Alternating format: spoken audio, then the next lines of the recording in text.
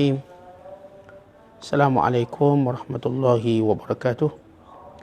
Alhamdulillahirabbil alamin wal aqibatu lil muttaqin wala udwana illa 'alal zalimin. Asyhadu an la ilaha illallah wahdahu la syarikalah wa asyhadu anna Muhammadan abduhu wa rasuluh. Allahumma salli wa sallim wa barik ala sayyidina Muhammad wa ala alihi wa sahbihi ajma'in. Wa ba'du. Wa qala al-musannifu rahimahullahu ta'ala wa nafa'ana Allahu bihi wa bi'ulumihi fid dharain amin. Telah berkata al-Imam al-Allamah Abul Qasim Al-Qushairi, semoga Allah Ta'ala merahmatinya dan kita mendapat manfaat serta barakah ilmunya.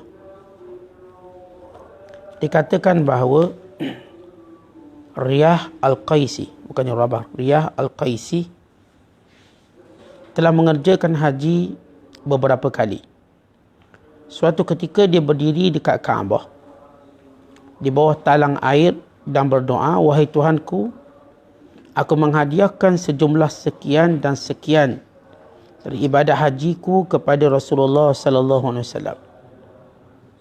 10 ibadat haji bagi 10 orang sahabatnya, 2 ibadat haji untuk kedua orang tuaku, dan sisanya untuk semua kaum muslimin. Dia menghadiahkan semua ibadat hajinya tanpa menyisakan satu pun untuk dirinya sendiri. Kemudian dia mendengar suara gaib yang mengatakan, inilah orang yang menunjukkan kemurahan hatinya kepada kami. Aku ampuni dosamu, dosa kedua orang tuamu, dan dosa semua orang yang memeluk Islam. Abdul Wahhab bin Abdul Majid Al-Thaqafi menuturkan, pada suatu hari aku melihat iringan keranda yang dipikul oleh 3 orang laki-laki dan seorang wanita. Aku maju ke depan dan menggantikan si wanita itu. Kami terus menuju ke kuburan. Kami melaksanakan solat untuk si mayat lalu menguburkannya. Setelah itu aku bertanya kepada si wanita, apa hubunganmu dengan orang yang meninggal ini? Dia menjawab, dia anakku. Aku bertanya, apakah engkau tidak punya tetangga yang boleh bantu mengangkat keranda? Dia menjawab, ya. Tetapi semua mereka memandang hina anakku yang mati itu. Aku bertanya, mengapa? Dia menjawab, kerana dia seorang fasik. Aku merasa kasihan kepada wanita itu. Ku bawa dia ke rumahku dan ku berikan dia sedikit wang, gandum dan pakaian. Dalam tidurku malam itu, aku bermimpi melihat seorang datang kepadaku. Wajahnya berseri bagaikan bulan purnama. Dia memakai pakaian warna putih dan dia berisyarat mengucapkan terima kasih kepadaku. Ketika aku bertanya siapa dia, dia menjelaskan, aku adalah orang fasik yang kau kuburkan siang tadi itu. Tuhanku telah menimpahkan rahmatnya kepadaku disebabkan kerana hinaan orang-orang kepadaku. Abu Amri Al-Bikandi sedang melewati sebuah jalan pada suatu hari. Ketika dia bertemu dengan sekelompok orang yang sedang menyeru-nyerukan pengusiran seorang pemuda dari lingkungan mereka kerana perbuatan-perbuatan yang tidak bermoral. Seorang wanita ada di situ sedang menangis. Dikatakan kepada Abu Amr bahawa wanita itu adalah ibu pemuda tersebut. Abu Amri merasa kasihan kepadanya lalu meminta kepada orang banyak itu agar mengampuni si pemuda. Bebaskan pemuda ini demi aku. Jika dia mengulangi perbuatannya lagi, maka lakukan apa yang kamu mahu terhadapnya. Mereka lalu melepaskan pemuda itu. Dan Abu Amri pun pergi. Beberapa hari kemudian, dia lalu di jalan itu lagi dan mendengar si wanita menangis dari balik sebuah pintu. Abu Amri berkata dalam hatinya, barangkali si pemuda mengulangi lagi perbuatan dosanya dan mereka telah mengusirnya dari lingkungan ini. Dia lalu mengetuk pintu rumah si wanita dan bertanya apa yang telah terjadi pada si pemuda. Dia telah mati, jawab wanita itu. Ketika Abu Amri bertanya kepadanya bagaimana keadaannya menjelang kematiannya, Si ibu menjawab, ketika dia hampir mati, dia mengatakan kepadaku, janganlah ibu memberitahu kepada para tetangga kita tentang kematianku. Sebab setelah mereka menderita kerana aku, mereka akan senang atas kemalanganku dan tidak mahu menghadiri pemakamanku. Jika ibu menguburkan aku, bermohonlah kepada Tuhanku atas namaku. Aku melakukan seperti yang diwasiatkannya, kata wanita itu. Dan ketika aku pulang dari menguburkannya, aku mendengar suara mengatakan, pergilah, ibu, aku telah datang ke hadrat Tuhan yang Maha Pemurah. Dikatakan bahawa Allah Ta'ala mewahyukan kepada Daud AS, katakanlah kepada manusia bahawa aku menciptakan mereka bukan supaya aku memperolehi manfaat dari mereka, tapi ku ciptakan mereka supaya mereka memperolehi keuntungan dariku. Ibrahim Al-Utrusi menuturkan, kami sedang duduk-duduk di tepi sungai Tigris bersama Ma'ruf Al-Karhi, ketika segerombolan pemuda melewati kami dengan sebuah perahu. Mereka memukul-mukul rebana, minum anggur dan bermain-main dengan huru-hara. Kami bertanya pada Ma'ruf, tidakkah kau lihat bagaimana mereka terang-terangan bermaksiat terhadap Allah Ta'ala? Berdoalah kepada Allah agar dia menghukumkan mereka. Ma'ruf lalu mengangkat tangannya dan berdoa, ya Allah, sebagaimana engkau telah menjadikan mereka bersenang-senang di dunia ini, jadikan mereka bersenang-senang di akhirat nanti.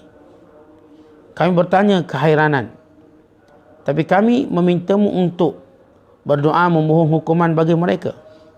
Dia menjawab, jika dia menjadikan mereka bersenang-senang di akhirat, berarti dia telah mengampuni mereka.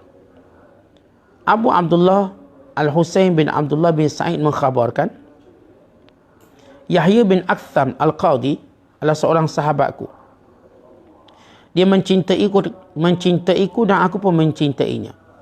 Setelah dia meninggal, aku ingin bertemu dengannya dalam mimpi agar aku dapat bertanya kepadanya apa yang telah diperbuat Allah Ta'ala terhadap dirinya. Suatu malam aku pun bermimpi bertemu dengannya. Dan aku bertanya kepadanya, dia menjawab, Allah telah mengampuni dosaku. Tetapi dia memarahiku dengan kata-kata, wahai Yahya, kau telah berbuat kejahatan kepadaku di dunia. Aku menjawab, itu memang benar, wahai Tuhanku. Aku mengandaikan sebuah hadis yang disampaikan kepadaku dengan riwayat Abu Hurairah, Rasulullah SAW menyatakan bahawa engkau telah mengatakan aku malu menghukum seorang yang telah berambut putih di neraka. Allah Ta'ala berfirman, aku mengampunimu Yahya, dan Rasul memang telah berkata benar, tapi engkau telah berlaku tidak adil terhadapku ketika di dunia. Muslimin dan muslimat yang dirahmati Allah sekalian, masih lagi kita membicarakan tentang ar-raja, yakni berharapkan kebaikan kepada Allah Ta'ala. Walau bagaimanapun cuai kita, walau bagaimanapun teruk kita, selagi mana kita ada iman kepada Allah, selagi mana kita bertemu dengan Allah tidak mensyirikkan dengan sesuatu, maka insya-Allah Ta'ala masih ada harapan pengampunan. Kerana itu bila seorang itu mati dalam Islam, maka ini satu perkara yang menggembirakan. Walaupun di sebalik maksiat dan dosa yang dilakukan, kerana sifat pengampun Allah, penyayang Allah, pemurah Allah. Bahkan Allah Ta'ala berkuasa untuk melakukan sebaliknya sebagaimana yang difikirkan oleh ramai manusia. Kerana rahmat Allah itu luas, kerana rahmat Allah mengatasi kemurkaan Allah, kerana Allah berjanji akan mengampuni semua dosa melainkan syirik kepada Allah, kerana Allah Ta'ala menjadikan sebahagian hamba-hambanya diterima syafaatnya, dan kerana Allah Ta'ala juga berfirman, akhriju man kana fi qalbihi mithqalu habbatin minal iman, keluarkan daripada neraka siapapun yang masih punya iman walau sebesar zarrah. Maka ini sifat ar-raja, mengharap kita pada Allah. Ada satu kisah yang berlaku pada seorang ulama yang bernama Riyah Al-Qaisi. Riyah Al-Qaisi ini seorang tabi'i yang merupakan anak murid kepada Malik bin Dinar. Artinya beliau ulama sekitar yang meninggal sekitar 100 Hijriah lebih. 100 Hijriah. Di mana Riyah Al-Qaisi ini terkenal dengan alim zuhud dan ahli ibadat. Beliau mengerjakan haji banyak kali. Kalau kita lihat dalam sejarah, ramai ulama-ulama yang mengerjakan haji banyak kali. Walaupun Nabi SAW menyebut bahawa haji ini wajib sekali. Namun di sana ada hadis dan asar diperbaharui haji ini 5 tahun sekali. Bahkan di sana ada kisah ramai para tabi'in, tabi'in, para ulama yang mengerjakan haji banyak kali. Termasuk kisah Sayyidina Hasan radhiyallahu ta'ala anhu yang mengerjakan haji beberapa kali. Dan kisah Atha bin Abi Rabah yang mengerjakan 70 kali haji. Sahabat yang bernama Abdullah bin Mas'ud yang mengerjakan puluhan kali haji. Dan yang ada yang menunaikan haji sehingga 40 kali dan lain-lain. Dengan kata lain, tiada masalah menunaikan haji banyak kali. Maka Riyah Al-Qaisi antara ulama yang memperbanyakkan hajinya. Kemudian bila mana satu malam, ketika mana dia berada di Kaabah, di kawasan Mizab, corong air. Kita tahu di kawasan Kaabah itu sahaja ada tempat yang mustajab. Seperti di bawah corong air, di Multazam, di Telaga Zamzam, di Hijir Ismail, bahkan dalam Masjidil Haram itu sendiri. Ini tempat-tempat yang mustajab doa.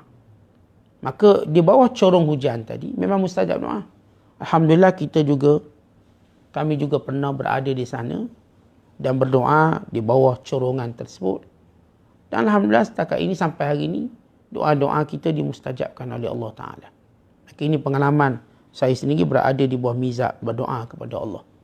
Maka ketika mana dia berada di bawah mizab atau bawah corongan air, talang air, dia kata, Ya Allah, aku hadiahkan hajiku ini kepada Rasulullah. Dan aku hadiahkan haji ini juga kepada sahabat Rasulullah, 10 orang sahabat Rasulullah. Dan aku hadiahkan haji ini kepada kedua orang tuaku. Dan aku hadiahkan haji ini kepada semua kaum muslimin. Maknanya dia buat haji banyak kali, puluhan kali. Maka bila mana dia menghadiahkan semua tanpa menyebut dirinya sendiri. Tiba-tiba ketika mana dia berkata demikian, dia terdengar suara berkata, ini menunjukkan kamu ni seorang yang pemurah. Maka aku dengan sifat pemurahku lebih layak pada kamu. Maka aku ampuni kamu, aku ampuni kedua orang tuamu dan semua orang yang memeluk Islam. Baik, ada satu noktah di sini. Apa hukum menghadiahkan amal soleh kepada Nabi SAW? Kita tengok ramai orang, misalnya bila musim korban, ada orang bila mana dia korban, dia nak hadiahkan pahala korban ini pada Nabi SAW. Kami jumpa sekumpulan orang Bangladesh, waktu mana sembelih lembu, kita tanya ni lembu ni hak siapa? Mereka berkata ini untuk Rasulullah sallallahu alaihi wasallam. Mereka meniatkan kepada baginda sallallahu alaihi wasallam. Dan setengah kita mungkin meniatkan amalan-amalan untuk orang yang sudah mati. Baik, kita tinggalkan perbahasan tentang amalan-amalan untuk orang mati, tapi kita nak bahas sikit. Kan ini bukanlah pengajian fake yang kita mungkin nanti akan jawab kuliah duha hari Jumaat, tapi secara ringkas. Alang-alang dah ada persoalan ini, apa hukum menghadiahkan amalan kepada Rasulullah SAW? Sama ada membaca Al-Quran, umrah, haji, sedekah. Apakah boleh atau tak boleh hadiah pada Nabi SAW? Baik, pertama tuan-tuan, bila mana kita nak hadiahkan amalan, kerana apa? Kerana kita melihat orang tu kurang amalan. Kerana kita melihat orang tu kurang derajat daripada kita. Kerana kita melihat orang tu kita sayang dan kita kasih. Kerana kita melihat orang tu tak berpeluang buat ibadat banyak macam kita. Kerana dia mati awal dan sebagainya. Baik, saya ringkaskan begini. Ada dua pandangan ulama' dalam masalah ini. Pandangan ulama' pertama menyatakan bahawa tidak layak dihadiahkan amalan kepada Nabi SAW kerana kedudukan baginda yang tinggi. Dan yang kedua, kerana yang bawah kalau nak beri hadiah yang tinggi, dia kena minta izin dulu. Kalau tuan-tuan nak bagi hadiah ke raja, boleh tak pergi istana nak beri macam tu? Tak boleh. Tuan-tuan kena buat appointment. Kalau raja tu sudi terima, dia terima. Maka ia perlu pada izin. Yang ketiga, ini pandangan yang mengatakan tak boleh ini menyebabkan seperti dia memandang kedudukan Rasulullah itu rendah kerana berhajat lagi pada pahala. Walau Nabi SAW secara asal dia dapat pahala semua kita. Sebab yang menyebabkan kita dapat petunjuk ni, asbab ila Rasulullah SAW. Maka apa pun amalan kita buat, Rasulullah yang dapat pahala banyak. Kenapa bagindalah sebab kita beriman hari ni, bagindalah sebab kita baca Quran hari ni, bagindalah sebab kita taat mak ayah kita hari ni, bagindalah sebab untuk kita menghormati guru-guru kita hari ni. Rasulullah yang ajar itu semua. Maka cukup. Dari pandangan pertama, menyatakan tak boleh. Pandangan ini disebut oleh Imam An-Nawawi rahimahullah yang menyatakan tentang bila ditanya oleh dicatat oleh muridnya Ibn Atta' apa yang disebut oleh Imam Nawawi rahimahullah tentang orang yang membaca Quran berniatkan kepada Nabi SAW. Dia kata ini la yu'taddu bihi, tak boleh dikira. Tak boleh dikira, maksudnya tak patut buat. Dan ini juga yang disebut oleh Imam As-Sakhawi dalam menakalkan daripada gurunya Imam Ibn Hajar Al-Asqalani tentang ini satu benda mukhtara'. Ini tak ada dalil dia. Maka tak perlu buat. Ini pandangan yang pertama. Namun pandangan yang kedua yang dipelapori oleh Imam Tajuddin As-Subki. Juga sebelum itu Imam Al-Ghazali rahmatullahi alaihim jami'an dan sebagian besar ulama yang menyatakan harus untuk melakukan amal soleh lalu dihadiahkan kepada baginda sallallahu alaihi wasallam. Jadi kita menyebut kedua-dua pandangan. Pandangan yang pertama ialah tidak dibenarkan. Ini yang disebut oleh Imam Nawawi dan oleh Imam As-Sakhawi yang dinakalkan oleh Imam Al-Hafiz Ibn Hajar Al-Asqalani. Dan pandangan yang kedua kata boleh, dan ini merupakan pandangan Imam Tajuddin As-Subki yang sebelum ini telah disebut oleh Imam Al-Ghazali rahimahullah, dan ada perbuatan yang banyak. Antaranya ialah Abdullah bin Umar radhiyallahu taala anhuma. Beliau selepas Rasulullah wafat, beliau menunaikan umrah untuk Rasulullah. Untuk Rasulullah SAW. Dan juga perbuatan Sayyidina Ali yang melakukan korban yang berterusan untuk Nabi SAW. Lepas setengah ulama menjawab seperti Imam Nawawi, itu kerana diwasiatkan. Kalau tak wasiat tak boleh. Itu kerana diwasiatkan. Namun kita menyebut dua-dua pandangan ulama ini tentang yang mengharuskan dan yang tidak mengharuskan. Yang kebanyakan menyatakan tidak mengharuskan itu bukanlah haram tapi makruh. Jadi tuan-tuan sekalian, itu kesimpulan daripada menghadiahkan amalan kepada Nabi SAW, buat imam baca Quran, Fatihah ke, atau buat ibadat korban ke, apa sahaja. Jadi kita dah dapatlah gambaran hukum secara ringkas tentang permasalahan tersebut. Kemudian kita lihat kisah yang kedua yang berlaku kepada Abdul Wahab bin Abdul Majid As-Saqafi. Suatu hari tuan-tuan ditengok ada satu jenazah yang diusung. Tapi anehnya yang mengusung jenazah itu 4 orang, seorangnya perempuan. Seorang perempuan. Maka beliau pun menggantikan perempuan tersebut. Dia kata, makcik tak payah angkat lah, biar saya angkat. Biasa angkat. Maka dia pun angkat. Maka sesudah mengkebumikannya, tak kat kubur, solat dulu, kemudian dikebumikan. Ya, ada setengah cara untuk mereka mempercepatkan pengkebumian jenazah. Mereka usung jenazah, letak kat kubur, solat kat kubur. Ini cara untuk mempercepatkan. Kerana mereka fikir kalau solat kat masjid, lepas tu bawa sana, bawa sini, lambat. Jadi bawa ke kubur, terus solat kat kubur, kemudian dikebumikan. Kemudian kata lelaki ini, makcik ni siapa? Saya mak dia. Kenapa makcik yang angkat sendiri jenazah anak makcik? Tak ada kawan ke? Dia tak ada kawan, jiran-jiran dia semua pulau dia. Dia orang jahat. Orang fasik. Dia orang teruk. Lalu kata Syekh Abdul Wahab bin Abdul Majid As-Saqafi, dia kesian. Dia ajak ke rumah. Dia berinya duit. Dia berinya barang makanan. Dia berinya keperluan-keperluannya. Maka makcik itu pun balik. Pada malam hari, Syekh Abdul Wahab bermimpi bertemu dengan lelaki ini. Datang dengan wajahnya ceria seperti bulan purnama. Maka ditanya, siapa kamu? Maka jawab lelaki ini, akulah mayat yang kamu kuburkan tadi. Kenapa kamu dapat kemuliaan ini? Wajah ceria, bak bulan purnama. Kerana orang-orang yang menghinaku, maka Allah beri aku kebaikannya. Allah Ta'ala beri aku rahmat. Tuan-tuan lihat, kita kadang-kadang, kerana kita hina orang, orang tu dapat pahala. Sebab apa? Biasa bila mana kita menghina orang, kita mula menghina secara berlebihan. Asalnya memang patut dia kena hina. Dia mencuri sebagai contoh. Tapi bila mana kita menghina, kita kata bahawa dia itulah mencuri, merompak, menyamuk, kita melebih-lebihkan. Kerana itu Allah beri pahala padanya. Sebab itu tuan-tuan, kita kalau nak hina orang, kita kalau nak sebut kejahatan, biarlah kita sebut secara apa yang dia buat je. Jangan ia diikuti dengan rasa benci kita. Dek rasa benci kita lah kita tuduh macam-macam, akhirnya mengundang fitnah. Mengundang fitnah yang teruk. Lalu menyebabkan dia mendapat pahala atas fitnah kita. Yang asalnya memang betul lah, dia tak sembahyang, dia tak puasa. Tapi kita tambah pula, dia tu lah tak sembahyang, tak puasa, main perempuan lagi. Padahal dia tak pernah main perempuan. Maka dia dapat sebahagian pahala. Kita pula yang tanggung dosa dia. Tak ada penyakit, cari penyakit. Yang patut kita tak ada dosa, dek hina berlebihan, kita pula dapat dosa. Sebab itu tuan-tuan jangan hina berlebihan. Walaupun orang yang dilayak hina, walau dilayak hina, jangan melampau-lampau. Dan satu kisah lagi yang diceritakan oleh Abu Amri Al-Bikandi, dia kata satu hari sedang aku berjalan, aku tengok orang ramai sedang keroyok seorang lelaki, sedang bantai seorang lelaki. Dan aku lihat ada seorang perempuan menangis di sisinya. Bila ditanya siapa, ini mak dia. Ialah mak mana tak menangis tengok anak kena pukul. Walau anak tu jahat macam mana pun. Itu kan sifat rahmat seorang ibu. Mak ni walaupun anak dia teruk, anak dia jahat, dia tetap kesiankan anak dia.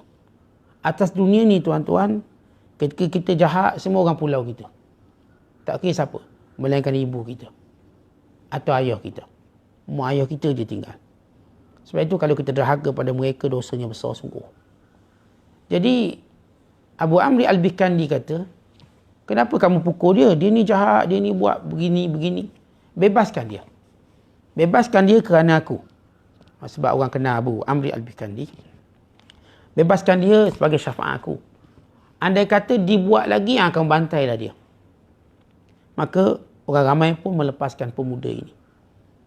Maka baliklah. Beberapa hari selepas itu, Abu Amri Al-Bikandi, dia lalu lagi tempat tu. Tiba-tiba dia dengar suara perempuan menangis, suara yang sama yang pernah didengar.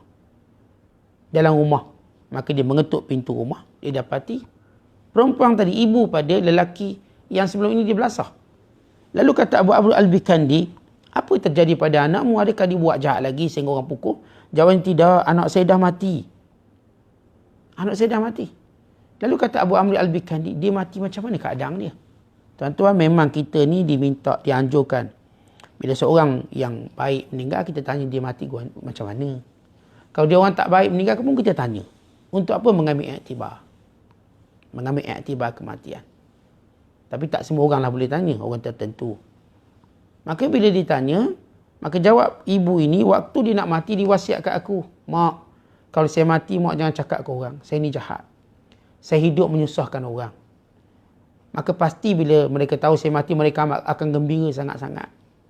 Jadi mak, kalau saya mati, mak uruskan sendiri jenazah saya. Tak payah beritahu orang kampung.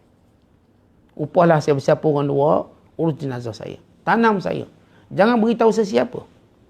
Lalu mak dia pun melaksanakan wasiat tersebut. Tapi kata ibunya, waktu saya pulang Tuan Guru, tiba-tiba saya terdengar suara berkata, wahai ibu, pergilah. Mak baliklah rumah. Allah itu pemurah. Saya hadir bertemu dengan Allah yang pemurah. Tuan-tuan lihat bagaimana sifat pemurah Allah Ta'ala. Ketika manusia tidak lagi memberi ruang untuk dia duduk atas bumi ini. Tetapi Allah mempunyai tempat yang lebih luas daripada bumi yang sementara. Sebab itu tuan-tuan, kita jangan duduk sedih sangat kalau orang tak beri kita ruang atas dunia ini. Walau itu bukan milik dia. Dek kerana kesalahan kita sikit, kekurangan kita sikit. Kerana apa yang ada di sisi Allah itu lebih luas. Maka kerana itulah tuan-tuan, kita kadang-kadang melihat orang sebelah mata. Kita tidak melihat orang dengan rahmat Allah Ta'ala. Kalau kita lihat manusia dengan mata kita, banyak kurang dia. Tapi kalau kita melihat dia dengan rahmat Allah, maka kita tak berani untuk menghina dia atau merendah-rendahkan dia. Dek besarnya rahmat Allah Ta'ala. Dan cerita yang seterusnya, iaitu kisah Nabi Allah Daud AS. Allah Ta'ala berfirman kepada Daud, wahai Daud, aku ciptakan manusia bukan untuk aku ambil manfaat, tetapi untuk mereka dapat manfaat aku. Sifat pemurah aku, penyayangku, pengampunan aku. Tuan-tuan, kalau kita sebut mak ayah kaya, walaupun anak dia ni malas kerja, malas belajar, mak ayah kaya, nak beri siapa lagi harta kalau bukan pada anak dia? Cuma waktu tertentu tak bagilah, biar dia belajar berdikari, biar dengar kata. Tapi bila sampai waktunya, dia berikan juga semuanya. Maka Allah Ta'ala tak ambil manfaat daripada hamba-hambanya. Tapi kitalah hamba-hambanya mendapat manfaat dari Allah. Pengampunan Allah Ta'ala. Dan kisah yang ketiga, yang keempat, diceritakan bila anak murid kepada Ma'ruf Al-Karhi bernama Ibrahim Al-Utrusi. Sedang satu hari kami bersama guru kami, tiba-tiba nampak sekumpulan lelaki sedang minum arak, sedang menari, sedang berjoget di atas sampan. Oh, macam houseboat ni. Houseboat kat Kenyir tu. Menari, menyanyi, minum arak. Lalu kata Ibrahim Al-Utrusi, Tuan Guru tengok dia buat maksiat terang-terangan, dia tak takut kemurkaan Allah. Doakan biar Allah kenakan azab padanya. Doakan sesuatu. Biar terbaliklah kapal dia tu. Biar keluar buaya makan kepala dia ke. Atau apa je. Biar mereka dapat pengajaran. Lalu Ma'ruf Al-Karhi berdoa, Ya Allah, sebagaimana Engkau jadikan mereka gembira di dunia, jadikan mereka gembira di hari akhirat kelak. Anak murid dengar doa ni pelik.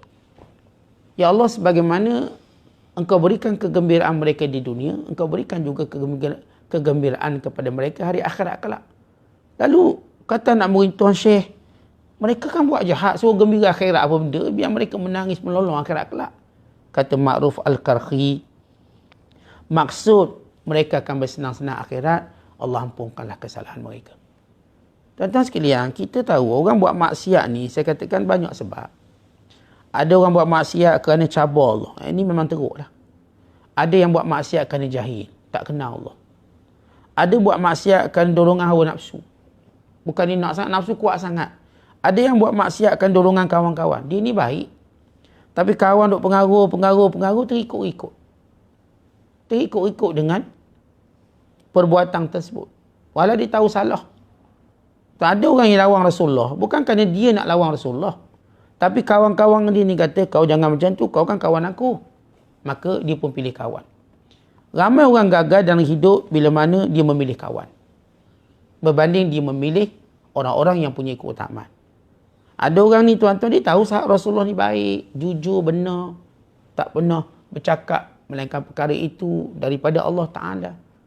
Dia hampir nak beriman. Bahkan ada yang sudah beriman, murtad balik. Sebab kawan dia kata, kau kalau ikut juga Rasulullah, ikut juga Muhammad, aku takkan kawan lagi dengan kau. Jadi kalau macam tu, pengaruh kawan boleh menjauhkan orang daripada Rasulullah, apatah lagi pengaruh kawan boleh jauhkan orang daripada tok guru dia. Pengaruh kawan boleh menjauhkan orang tu daripada kebaikan. Walau dia kenal tok guru dia baik, duk mengajar siang malam, didik dia, tapi dia tetap ikut kawan dia. Itu pengaruh kawan, dia tak kuat. Kawan dia kata, jangan belajar lagi tok guru tu. Sebab kawan ni dia ada masalah dengan tok guru tu. Maka dia pun ajak geng-geng dia, mari kita tinggal tok guru tu. Jangan belajar dengan dia. Bla bla bla disebut. Tuan-tuan, tak kuat orang ni, dia pun terpengaruh kawan. Walau dia tak nak. Tapi sebab bagi dia ni lah kawan satu-satunya. Sehingga dia lupa, yang akan mendoakan, beri kebaikan dalam doanya ialah orang-orang yang punya kelebihan keutamaan ini. Yang boleh memberi kebaikan yang banyak. Nasihat-nasihat orang ni. Kalau kawan-kawan, dia tak akan dapat nasihat. Dia cuma sembang santai je lah. Itu kerugian yang berlaku sepanjang zaman. Jadi, tuan-tuan, dorongan maksiat tadi, kita katakan banyak. Kerana perkara yang pelbagai. Bukan sekadar kerana mencabar Allah. Mungkin jahil, mungkin syahwat. Mungkin kerana pengaruh kawan. Pengaruh pangkat, dunia dan sebagainya.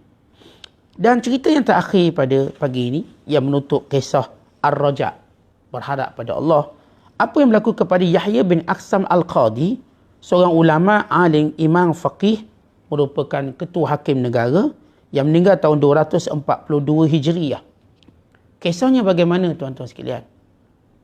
Kata kawan dia bernama Abu Abdullah Husain bin Abdullah Sa'id. Aku ni sayang pada sahabat aku ini yang bernama Yahya bin Aqsam. Yahya pun meninggal dunia. Aku berdoa pada Allah supaya aku dapat berjumpa dengan dia lepas mati. Dan ini tuan-tuan memang dilakukan oleh sahabat Rasulullah sendiri. Dan kita pun boleh lah, kalau mana-mana kawan kita yang baik, yang rapat, nanti kalau dia mati, kita doa pada Allah biar kita jumpa dia. Kawan yang baik. Untuk apa? Untuk kita melihat apalah perkara yang menyelamatkan dia daripada azab Allah. Rahmat Allah. Jadi tuan-tuan sekalian, dia pun jumpa.